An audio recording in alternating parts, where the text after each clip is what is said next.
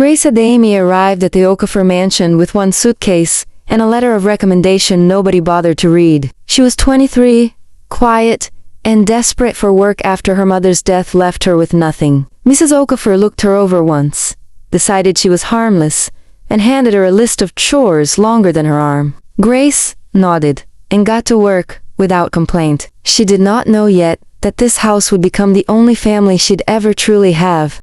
The house belonged to Mr. Daniel Okafor, a man whose wealth was matched only by his silence. He rarely looked at Grace, rarely spoke to her, except to issue instructions through his wife. But Grace noticed something the family missed: how his stern face changed only when his children entered the room. It was the one crack in a man built like a fortress. She filed that away without knowing why it mattered. Mrs. Okafor died when Claire was still in diapers, and the household fell into disarray. Nannies came and went, unable to handle Emmanuel's tantrums or Victoria's cold indifference. Grace was never hired to raise children. She was hired to clean. But when no one else could calm baby Claire's crying at 3 in the morning, it was Grace who rose from her bed, without being asked. Daniel found her there in the nursery, rocking his daughter to sleep, and said nothing. He simply never called another nanny again.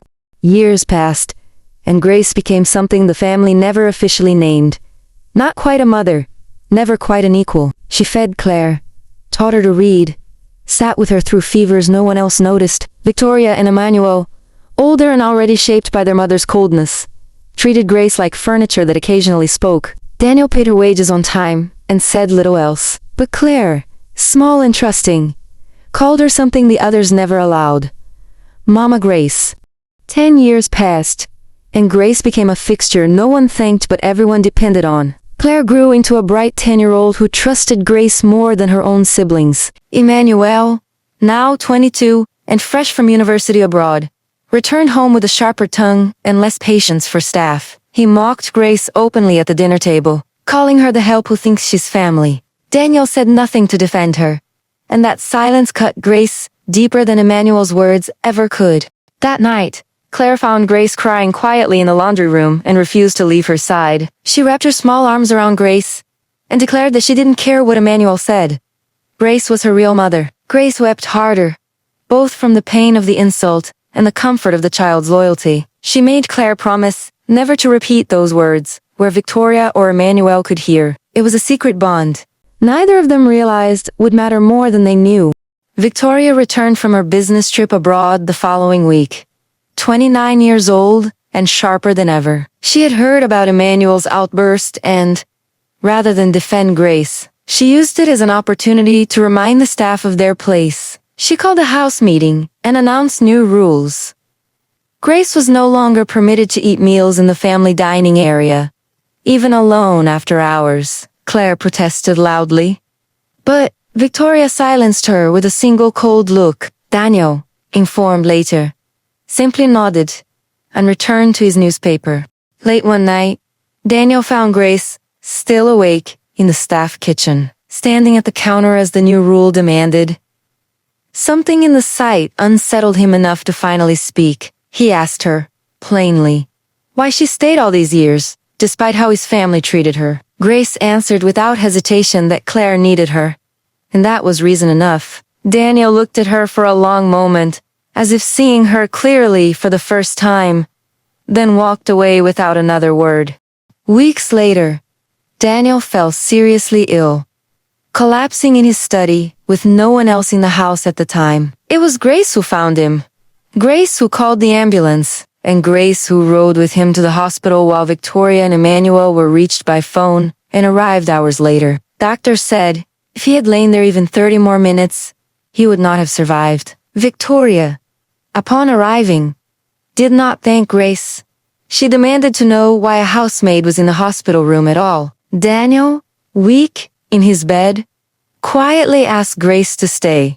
Daniel recovered slowly, and something in him had changed. He began requesting Grace by name, for small things: a book, a cup of tea, company in the garden. When the house felt too quiet, Victoria noticed and grew increasingly suspicious, whispering to Emmanuel that their father was getting soft or worse, being manipulated. Claire, now 11, was the only one who saw it plainly.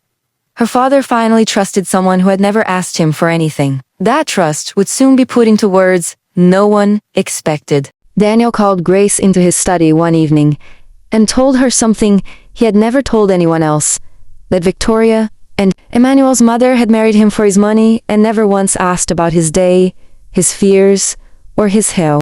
Grace listened without judgment, the way she always did. Daniel confessed that in 15 years, Grace was the only person in that house who had never asked him for a single thing. He said it plainly.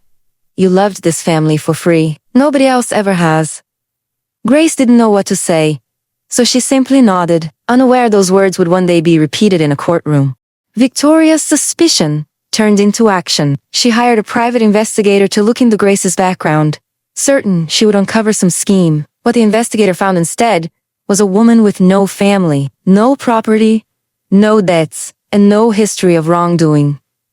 Just 15 years of unpaid overtime and a single bank account with barely enough for emergencies. Victoria refused to believe it and demanded the investigator dig deeper. Emmanuel, watching his sister's obsession grow, began to wonder if she was more afraid of losing control than of Grace herself. 3 years passed quietly, each one deepening Daniel's trust in Grace and Victoria's resentment of her. Claire, now 14, had grown into a sharp, observant teenager who noticed every slight her siblings aimed at Grace and quietly kept score. Daniel's health declined slowly but steadily, and he began spending long afternoons with barrister Femi Bello behind closed doors. No one in the family thought to ask what those meetings were about. It was a mistake they would deeply regret.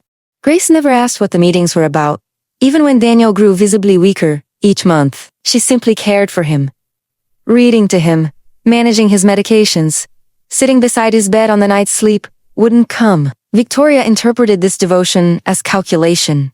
Convinced Grace was positioning herself for something, she confronted Grace directly one afternoon, accusing her outright of scheming for money. Grace's response was quiet, but unshakable. I have never once asked your father for anything beyond my wages. Ask him yourself when he's gone. One quiet Tuesday morning, Daniel Okafor did not wake up. Grace found him peacefully, still in his bed, and her scream brought the entire household running. Claire, now 15, collapsed into Grace's arms sobbing, while Victoria and Emmanuel stood frozen in the doorway, unable to process what they were seeing. The funeral arrangements began within hours, but grief in that house wore very different faces, and buried in Daniel's desk drawer was a sealed envelope addressed to Barrister Femi Bello, marked only, open, after the burial. The funeral was grand, befitting a man of Daniel's wealth, with hundreds of mourners who barely knew him. Grace stood at the back, dressed simply, watching the family perform their grief for an audience of business associates and society acquaintances. Claire broke away from her siblings, at one point to stand beside Grace at the graveside, holding her hand tightly. Victoria noticed this and said nothing, but her expression made clear she was filing it away. That evening, Barrister Femi Bello called the family together for the reading of the will. Barrister Bello asked Grace to stay, which drew an immediate protest from Victoria. He explained calmly that Daniel's instructions were explicit. Grace Adeyemi was named directly in the will, and required to be present for its reading. Victoria's face went pale with fury, while Emmanuel simply looked confused. Grace herself felt her stomach drop, having no idea what role she could possibly play in a dead man's fortune. Barrister Bello opened the folder, cleared his throat, and began to read. Barrister Bello read through the standard bequests. First properties to Victoria, business shares to Emmanuel, a trust fund for Claire's education. The family relaxed slightly, assuming the surprise was simply Grace's presence, and nothing more. Then he reached the final clause, the one Daniel had rewritten only months before his death. Control of the family's primary holding company, and the power to oversee all 3 children's inheritances. Until Claire turned 25 was named to one person, Grace Adeyemi. The room went utterly silent before it erupted. Victoria screamed that it was fraud, that a housemaid could never legally control a fortune of that size, and that Grace must have coerced a dying old man. Emmanuel, quieter but no less furious, demanded to know how long Grace had been planning this. Grace, still frozen, finally found her voice and said she had known nothing about this clause until this very moment. Barrister Bello confirmed that Daniel had drafted this edition privately, telling no one, not even Grace herself. Victoria didn't believe a word of it, and vowed the will would be contested in court. Claire stepped forward for the first time and spoke directly to her older siblings, her voice shaking but clear. She reminded them that neither of them had visited their father more than twice a month in his final years, while Grace never left his side, she said. Their father clearly saw something in Grace, that they had spent their whole lives ignoring real, unconditional love. Victoria turned on Claire next, accusing her of being manipulated too, calling her too young to understand betrayal. But Claire held her ground, and what she said next would set the legal battle in motion. Claire declared that she would testify in court on Grace's behalf, if it came to that, and that she would tell the judge exactly what kind of father Daniel had been to Grace, and what kind of daughter Victoria had been to him. The room fell into stunned silence, at a 15-year-old speaking with such conviction. Barrister Bello quietly reminded everyone that contesting the will would mean airing the entire family's private history in open court. Victoria hesitated for the first time, calculating what such exposure might cost her socially, but Emmanuel, driven by pride rather than strategy, insisted they proceed anyway. The case landed in court within weeks, drawing unwanted press attention to the Okafor family name. Victoria's lawyers argued undue influence, painting Grace as a calculating opportunist who isolated a vulnerable old man from his rightful heirs. Grace sat through each session in the same simple, teal-trimmed clothing she always wore, saying nothing unless directly questioned. The judge, a sharp-eyed woman unmoved by wealth or spectacle, requested to see medical records proving Daniel's mental competency at the time he amended his will. What those records revealed would change the entire direction of the case. The medical records showed Daniel had been of sound, sharp mind right up until his final days, with his personal physician testifying he'd never seen a patient more mentally alert in his 70s of practice. Grace's lawyer, appointed pro bono by Barrister Bello himself, then called an unexpected witness, Daniel's longtime driver, who had overheard countless conversations between Daniel and Grace over the years. The driver testified that Daniel had once said, in his own words, that Grace was the only person who ever made him feel like a man instead of a wallet. Victoria's face crumbled slightly at hearing her father's private words spoken aloud in open court. The judge asked the driver one final question that no one in the room expected. The judge asked the driver whether Grace had ever, even once, asked Daniel for money, property, or favors of any kind.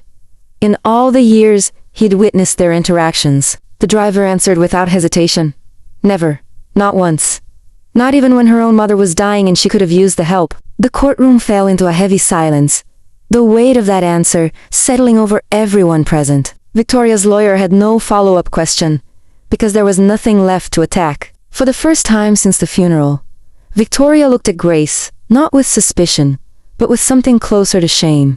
During the recess, Claire found Victoria alone in the courthouse hallway, staring blankly at nothing. For the first time in years, Victoria didn't dismiss her younger sister, and instead asked quietly if Claire truly believed their father had loved Grace more than his own children. Claire answered honestly. It wasn't about who he loved more. It was about who never made him feel like a transaction. Victoria's eyes filled with tears she quickly wiped away, unwilling to be seen crying in public. But something in her had cracked open, and when court resumed, she asked her lawyer to withdraw the case. Emmanuel refused to accept Victoria's decision and insisted on continuing alone, convinced that admitting defeat would make them both look weak in society's eyes. Victoria, in a rare moment of clarity, told him that pride had already cost them 15 years with their father, and she wasn't willing to lose what little dignity remained. The judge, informed of the withdrawal, dismissed the case and formally upheld Daniel Okafor's will in its entirety. Grace sat frozen in her seat, the reality of what had just happened taking a moment to sink in. Outside the courthouse, cameras and reporters were already waiting. The story made headlines across the country. The housemaid, who inherited a fortune, praised by some as proof that love outweighs blood, mocked by others as a cautionary tale for wealthy families. Grace ignored the noise entirely and focused on what actually mattered, honoring Daniel's final wish that his children be properly cared for, despite everything. She used her new authority not to punish Victoria and Emmanuel, but to set up structured trusts, ensuring they'd never want for anything, while still requiring them to work for the company's board seats they wanted. Emmanuel, humbled by the public embarrassment, quietly asked Grace for guidance on proving himself capable. Victoria took longer to come around, but eventually she did something no one expected. Victoria finally knocked and stepped into Grace's office, holding out a small wrapped box with trembling hands. Inside was an old photograph of Daniel from decades earlier, one Victoria had kept hidden away, along with a handwritten note apologizing for 15 years of cruelty she could never take back. Grace accepted it quietly, tears finally falling after months of forced composure. Victoria admitted she didn't expect forgiveness, only wanted Grace to know she finally understood. It was the beginning of something neither woman had words for yet, but both recognized as real. 2 years later, Claire turned 17 and gave a speech at her school's graduation about the woman who raised her. Standing in the front row was not a nanny or a stepmother, but Grace, introduced simply as family. Victoria and Emmanuel sat beside her, no longer strangers to the woman they once tried to destroy in court. The Okafor company thrived under Grace's stewardship, its charitable foundation, now funding education for children like she once was, parentless and overlooked. On the wall of Daniel's old study, framed beside his portrait, hung the sealed envelope he'd once written, now empty, its message delivered exactly as he intended. Grace often thought back to that first day she arrived at the mansion, suitcase in hand, expecting nothing more than a paycheck and a roof over her head. She never once loved Daniel or his children for what they could give her, and that, in the end, was exactly why she was given everything. 15 years of quiet devotion had outweighed 15 years of blood, because love freely given always outlasts love that comes with conditions. The Okafor family finally understood what their father had seen from the very beginning, and somewhere they liked to believe Daniel was finally at peace. This story teaches us that real love is never measured by blood or by what someone can gain in return. Grace never once sought Daniel's wealth, and it was that very absence of greed that made her worthy of his trust. True family is built through years of quiet loyalty, not simply through birth. If you have ever loved someone selflessly, without expecting anything back, know that love like that never goes unnoticed. Sometimes, it changes everything. If this story touched your heart, don't forget to like this video and subscribe for more powerful stories like this one. Share it with someone who needs to be reminded that loyalty and love always matter more than blood or money. Drop a comment below and tell us, do you believe love should have been enough to earn Grace her place in that family? We read every single comment, and we can't wait to hear your thoughts. See you in the next story.